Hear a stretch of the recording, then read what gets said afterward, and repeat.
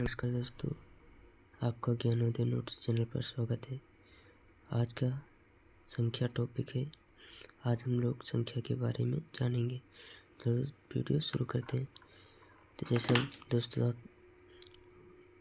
जैसा कि है, संख्याएं दो प्रकार की होती हैं। पहली काल्पनिक संख्या होती है और दूसरी वास्तविक संख्या होती है। काल्पनिक संख्या मतलब जैसे -√3, -√4, -√2।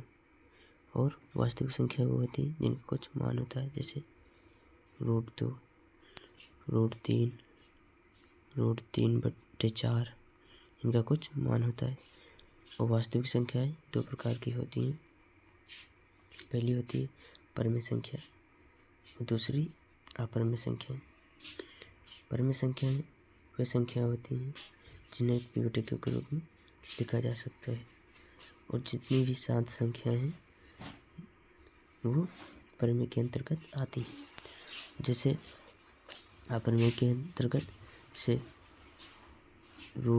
पाई, √2, √3, √5, ये सब अपरमेय संख्या है, अर्थात जिसे पिवटिक के रूप में नहीं लिखा जा सकता है, वो हमारी सभी अपरमेय संख्याएं हैं।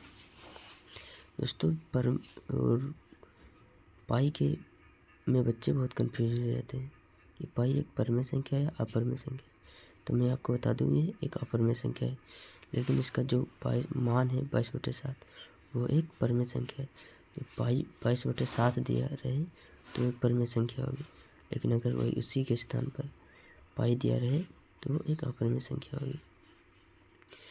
और हम परमेय संख्याओं को भी कई पार्ट से देख सकते हैं, जैसे कि पहली है प्राकृतिक संख्या।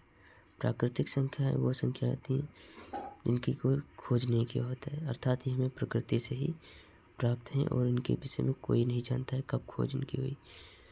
तो 1, 2, 3 और अनंत तक, मतलब 1 से लेकर अनंत तक जितनी भी संख्याएं हैं वो सब क्या हैं? प्राकृतिक संख्याएं हैं। और 0 से लेकर अनंत तक संख्याएं जितनी भी हैं वो सब पूर्ण संख्याएं।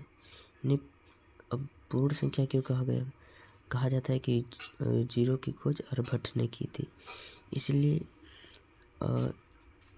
जब 0 इसलिए 0 एक प्राकृतिक संख्या नहीं है। इसलिए जब ये कृत्रिम मतलब कि मानव द्वारा बनाई गई या खोजी गई संख्या है, तो इसे एक से प्राकृतिक संख्या में जोड़ने पर ये पूर्ण संख्या बन जाती है। और हमारा तीसरा है पूर्णांक। पूर्णांक में दोस्तों, इधर दाहिनी ओर जितनी भी संख्या होती हैं वो पॉजिटिव अर्थात धनात्मक संख्या होती हैं, और 0 के बाएं हाथ में जितनी होती हैं वो सब क्या होती हैं?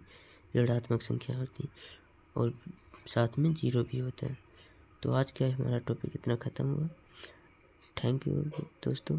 वीडियो कैसा लगा आप हमें कमेंट में लिखकर ज़रूर बताएं। धन्यवाद।